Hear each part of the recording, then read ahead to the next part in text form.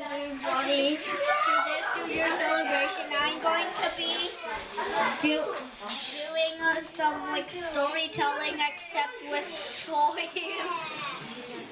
And I'm just gonna say this now. Happy New Year to all. So all the kids who want to listen, gather like right here. So. All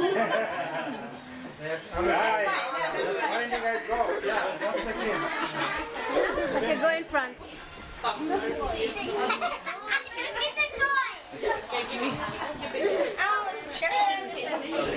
Okay, once upon a time, there was a scientist, and he had to go to a science fair. So he took his science fair project, a robot, over his shoulder, then carried on to there. When he was done, he got second place. On his way back, he was spotted by another scientist. He got third place, and he was the steely kind. So he figured if he could get that his hands on that robot, he could get first place. So he disguised himself as another guy and walked out in front of the first scientist.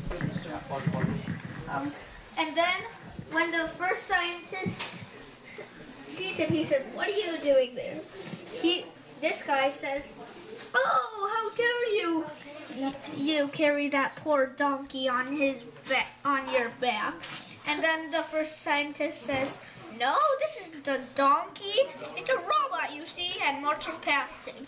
Then this guy disguises himself as another guy and walked up and said, "No, why dare you carry that dead dog on your back? Drop it quickly before anyone sees you." And then he says more angrily, "It's not a dead dog, you dummy. It's a robot." runs through, and finally the third time he dresses himself as another guy and says, "Oh, look at that poor donkey. Looks like you have to carry it on his back." Now the first scientist thought that he was carrying a goblin that was changing into different things. So he said, "Get that out of my head." He dropped the robot and ran home. So he got the hands of the robot, and next year he got first place. Wow. There's a moral of the story. Never trust other people, only but yourself.